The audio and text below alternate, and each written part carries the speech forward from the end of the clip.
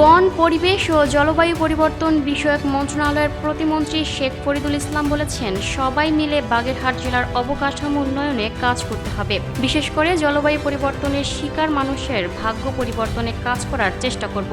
জলবায়ু পরিবর্তন ট্রাস্টের যেসব ফান্ড সেগুলো পাহাড়ি অঞ্চল ও উত্তরবঙ্গের বিভিন্ন এলাকায় ব্যবহার করা হচ্ছে। এ অঞ্চলের মানুষের সুপে পানি ও আবাসন সমস্যা নিরসনে জলবায়ু ট্রাস্টের তথ্য ব্যবহারের আশ্বাস দেন প্রতিমন্ত্রী।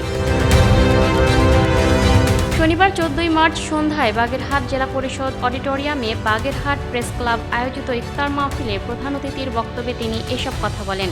মন্ত্রী আরও বলেন, আমরা 4 জন সংসদ সদস্য এখানে রয়েছি। আমরা চেষ্টা করব সবাই মিলে বাগেরহাটকে মাদক মুক্ত করার, সেই সঙ্গে বাগেরহাটের উন্নয়নে সবাইকে কাজ করার আহ্বান জানান তিনি। বাগেরহাট প্রেস ক্লাবের সভাপতি আবু সাইদ শুনু এর সভাপতিত্বে ইফতার মাহফিলে বিশেষ অতিথি হিসেবে ছিলেন বাগেরহাট 1 আসনের সংসদ সদস্য মাওলানা মশিউর রহমান, বাগেরহাট 2 আসনের সংসদ সদস্য শেখ মঞ্জুরুল হক রাহাত, বাগেরহাট 4 আসনের সংসদ সদস্য অধ্যক্ষ মোহাম্মদ আব্দুল আলিম। ইফতার মাহফিলে বাগেরহাটের পুলিশ সুপার হাসান চৌধুরী, অতিরিক্ত জেলা ম্যাজিস্ট্রেট মেজবা উদ্দিন, জেলা বিএনপির আহ্বায়ক এটিএম আকরাম হোসেন তালিম, জেলা বিএনপির সাবেক সভাপতি এম.এ. সালাম, জেলা জামায়াতের নায়েবে আমির অ্যাডভোকেট আব্দুল ওয়াদুদ, বাগেরহাট প্রেস ক্লাবের সহ সভাপতি এস.এম. রাজ, সাধারণ সম্পাদক হেদায়েত হোসেন লিটন প্রমুখ।